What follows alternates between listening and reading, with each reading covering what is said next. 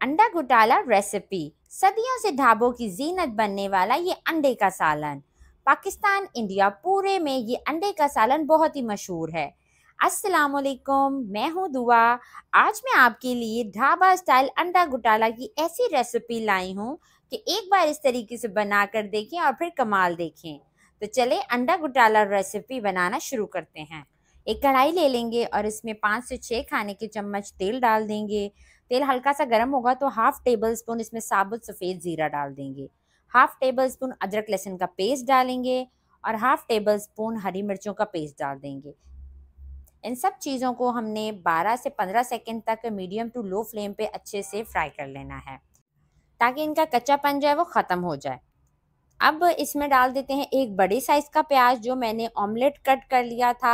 आप चाहें तो स्लाइसेस में भी प्याज काट के डाल सकते हैं।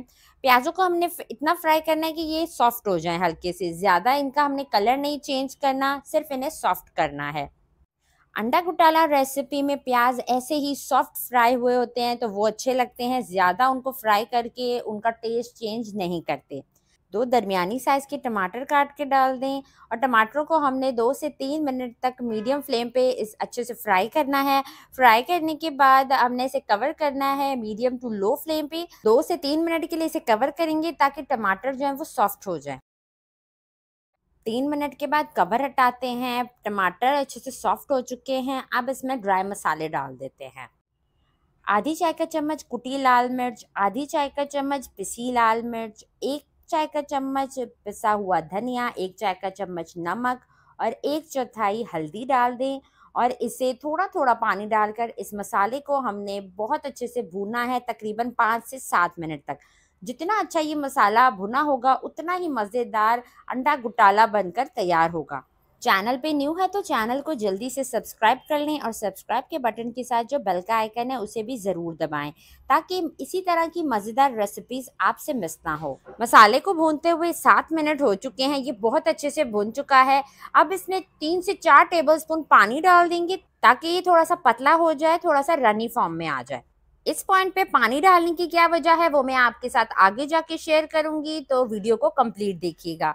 अब इसमें 5 अंडे डाल देते हैं जो मैंने पहले से ही एक बोल में निकाल के रख लिए थे। एक एक करके आराम आराम से अंडे डालते जाएंगे। अंडों को आपने बिल्कुल भी नहीं हिलाना है। इस मसाले में एक बॉयल आने दें, उसके बाद इसे कवर करेंगे 2 मिनट के लिए मीडियम फ्लेम पे।